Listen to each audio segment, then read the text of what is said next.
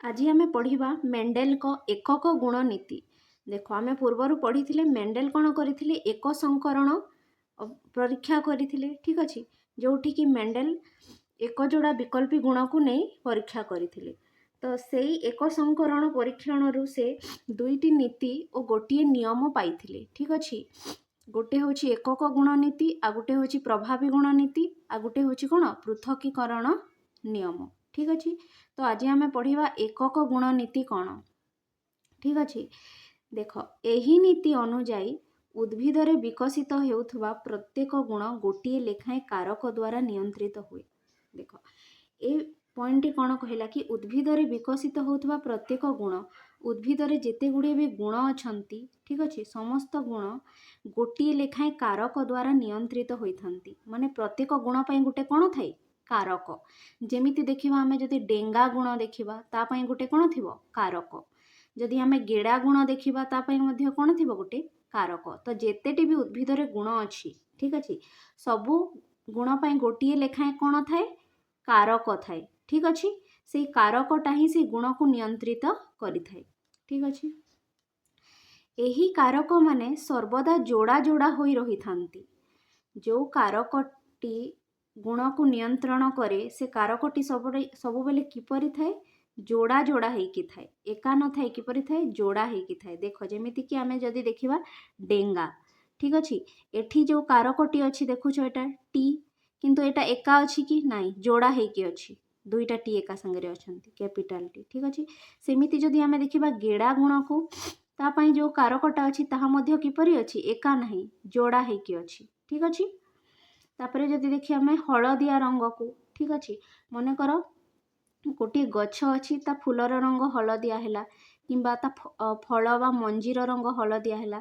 ठीक अछि, सेटा भी होछि गुण ता पई मध्ये गोटे कारक थिबा, से कारकटी किपरि अछि जोड़ी हेकी अछि। ठीक अछि, आ जेमिति कि देखिबा मने कर गछर मंजी सागुआ रंग रहउछि ताहेले ता पई मध्ये से गुण पई मध्ये गोटे कारक अछि, से कारकटी किपरि अछि जोड़ी हेकी अछि। बुझिलो, तो एठी आमे कोन पढिले उद्भिद रे थिबा प्रत्येक गुण पई गोटे गोटे कारक थाए आ से कारक गुड़िक सर्वदा किपरि थांती जोड़ी हेकी थांती। ठीक अछि, एका न थांती।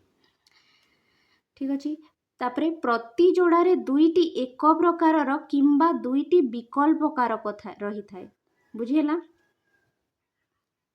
प्रति जोड़ा रे दुईटी एक प्रकारर माने देख जेमिति दुईटा जाको कैपिटल टी अछि। ठीक अछि, किंबा दुईटी जाको कौन अछि स्मॉल टी। तो जो दुईटी जोड़ा थाए सेथिरे जो दुईटी थांती।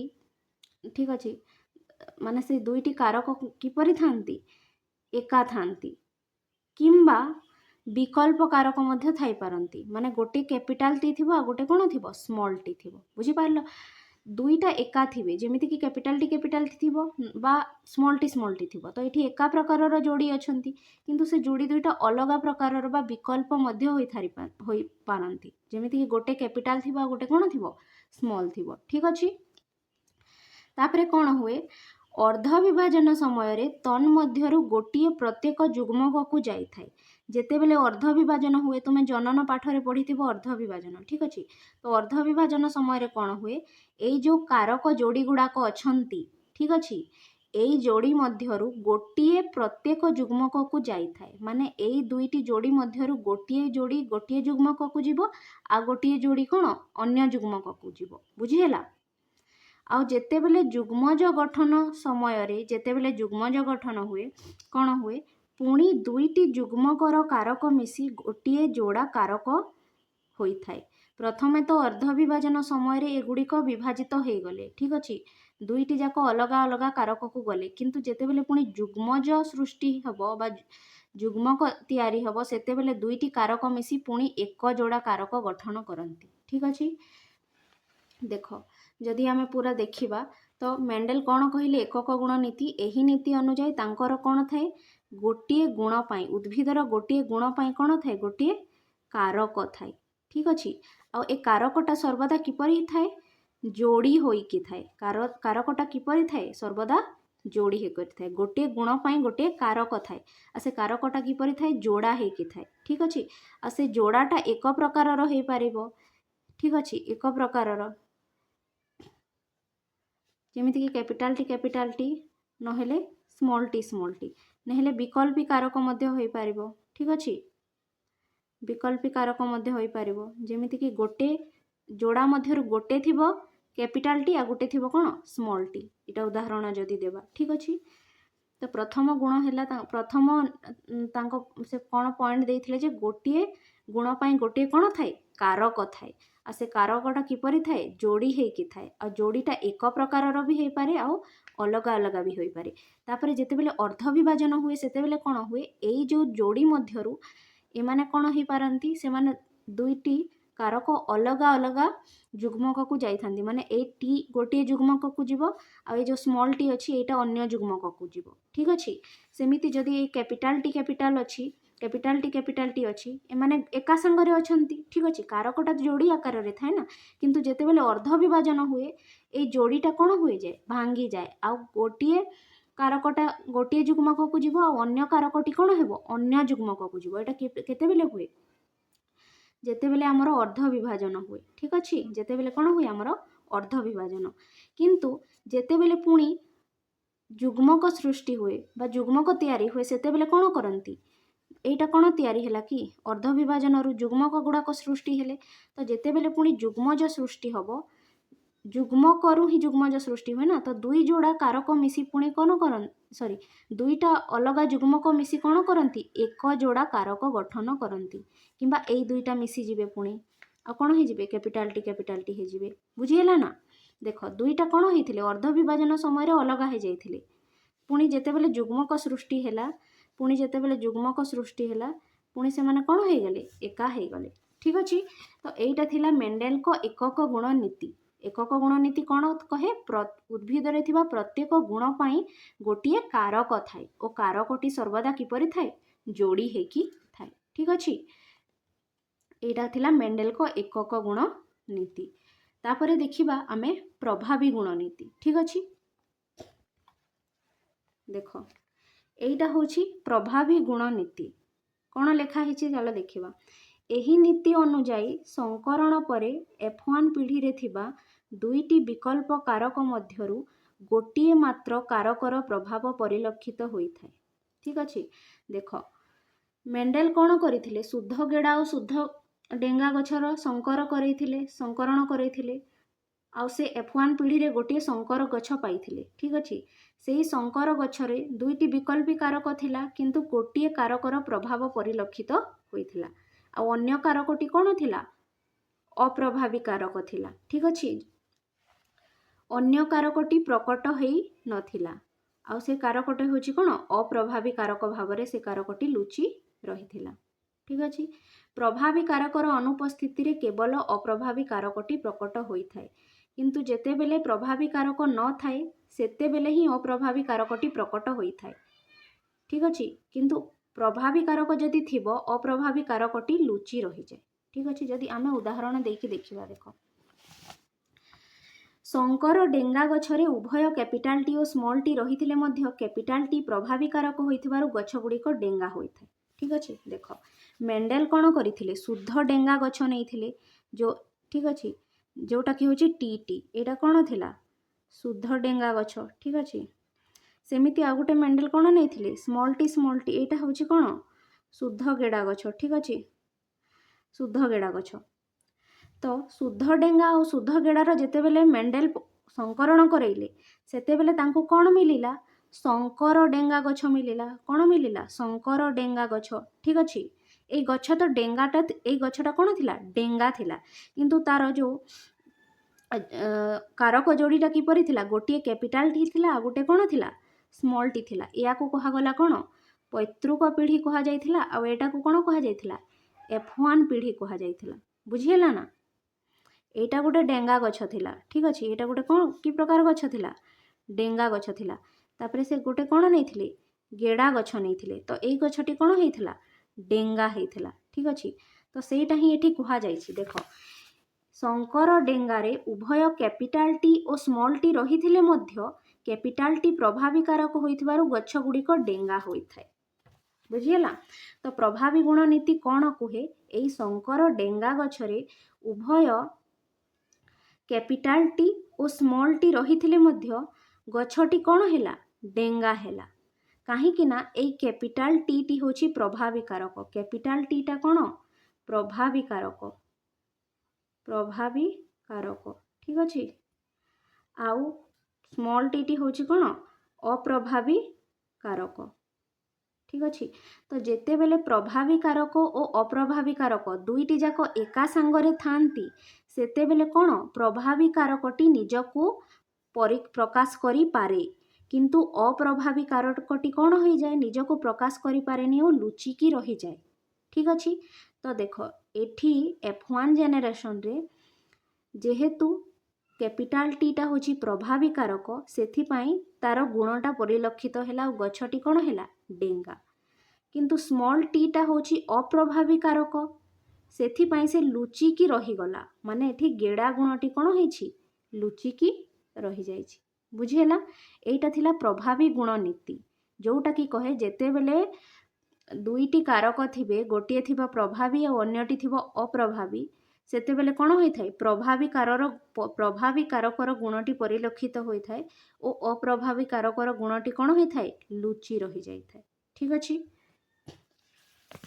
नेक्स्ट पॉइंट कौन अच्छी देख केवल शुद्ध गेड़ा गछर मंजीरु सर्वदा गेड़ा गछ उपजी थांती कारण से प्रभावी कारक कैपिटाल टी न थाए केवल शुद्ध गेड़ा गछर मंजीरु सर्वदा गेड़ा गछ उपजी थांती देख केवल शुद्ध गेड़ा गछर मंजीरु गेड़ा गछ उपजी थांती कहीं ना एठी कैपिटाल टी नाही बुझेला ना कहीं ना एठी कैपिटाल टी नाही कैपिटाल टी टा होची प्रभावी कारक जदि से प्रभावी कारकटी थिबो एठी ताहेले कौन हबो एई अप्रभावी कारकटी बा गेड़ा गुणटी प्रकाश पाइबो नाही किंतु जेहेतु एठी शुद्ध गेड़ा गछरे कैपिटाल टी नाही सेथिपाई एई अप्रभावी कारकटी कौन हैला निजको प्रकाशित कला और गछटी कौन हैला गेड़ा हैला बुझिहेला तो जदि आमे संपूर्ण सरल भाषा रे कहिबा को गले मेंडेल को प्रभावी गुण नीति कौन मेंडेल को प्रभावी गुण नीति कहे कि जेते बेले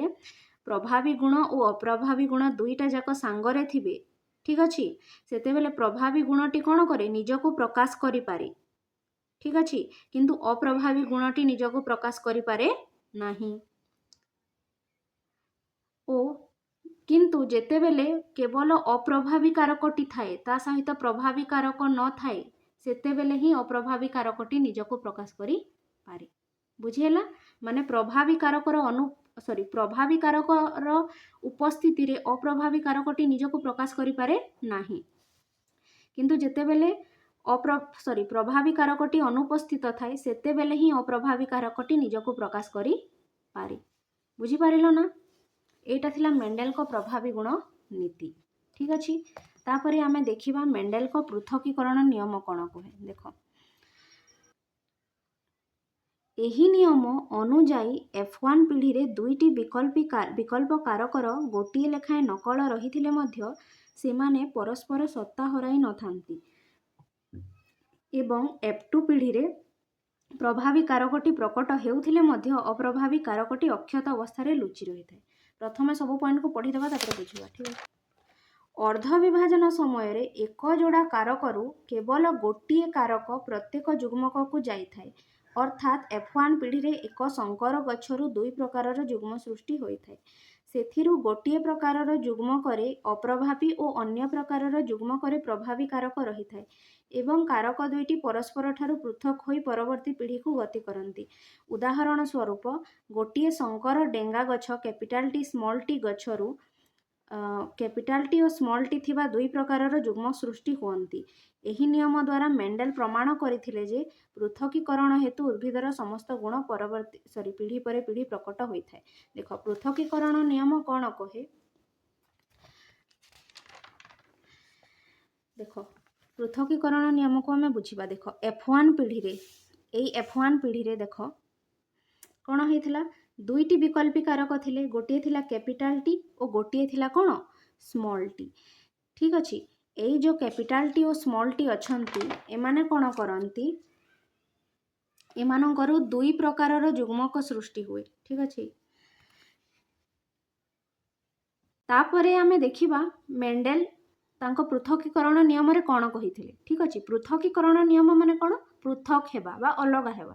ତ ଦେଖ, ସେ କହିଥିଲେ ଯେ ଏଇ F1 ପିଢ଼ିରେ ଠିକ୍ ଅଛି, ଦୁଇଟି ବିକଳ୍ପୀ କାରକର ଗୋଟିଏ ଗୋଟିଏ ନକଲ ରହିଥିଲେ ମଧ୍ୟ ସେମାନେ ପରସ୍ପର ସତ୍ତା ହରାଇ ନଥାନ୍ତି।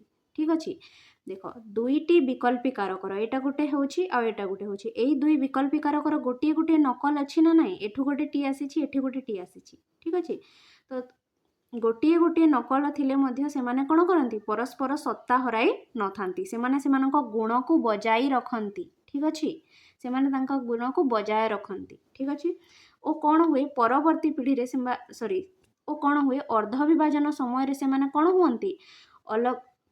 ଅଲଗା ଅଲଗା ଯୁଗ୍ମକକୁ ଯାଇଥାନ୍ତି। ମାନେ ଏଇ ଯେଉଁ କ୍ୟାପିଟାଲଟି ସେପାରେଟ୍ ହେଇଯାନ୍ତି ବା ସେମାନେ କ'ଣ ହେଇଯାନ୍ତି? ପୃଥକ ହେଇଯାନ୍ତି। କେତେବେଳେ? ଯେତେବେଳେ ଅର୍ଦ୍ଧ ବିଭାଜନ ହୁଏ। ଠିକ୍ ଅଛି, ତ ଏଇ F1 ପିଢ଼ିରେ ଏଇ କ୍ୟାପିଟାଲ ଟି ଆଉ ସ୍ମଲ୍ ଟି ଯେଉଁ ଥାନ୍ତି ସେମାନେ ନିଜର ସତ୍ତାକୁ ହରାଇ ନଥାନ୍ତି। ଠିକ୍ ଅଛି, ସେମାନେ ନିଜ ସତ୍ତାକୁ ବଜାୟ ରଖନ୍ତି ଓ ଯେତେବେଳେ ଅର୍ଦ୍ଧ ବିଭାଜନ ହୁଏ ସେତେବେଳେ ସେମାନେ କ'ଣ କରନ୍ତି? ପ୍ରତ୍ୟେକ ଗୋଟିଏ ଗୋଟିଏ ଯୁଗ୍ମକକୁ ଯାଇଥାନ୍ତି। ମାନେ ଏଇ ଯେଉଁ କ୍ୟାପିଟାଲ ଟି ଗୁଣଟା ଥିବ ବା କାରକଟା ଥିବ ଏଇଟା ଗୋଟେ ଅଲଗା ଯୁଗ୍ମକକୁ ଯିବ, ଆଉ ଏଇ ଯେଉଁ ସ୍ମଲ୍ ଟିଟା ଥିବ ଏଇଟା ଗୋଟେ ଅଲଗା ଯୁଗ୍ମକକୁ ଯିବ। ମାନେ ଅର୍ଦ୍ଧ ବିଭାଜନ ସମୟରେ ଏମାନେ କ'ଣ ହୋଇଯାନ୍ତି? ପୃଥକ ହୋଇଯାନ୍ତି। ଠିକ୍ ଅଛି, ଏଇ ଦୁଇଟା କାରକ ଏକା ସାଙ୍ଗରେ ଥିଲେ ମଧ୍ୟ ସେମାନେ ନିଜ ଗୁଣକୁ ବଜାୟ ରଖନ୍ତି। ସେମାନେ ମିକ୍ସ ହୁଅନ୍ତିନି। ଠିକ୍ ଅଛି, ଏକାଠି ମିକ୍ସ ହୁଅନ୍ତିନି।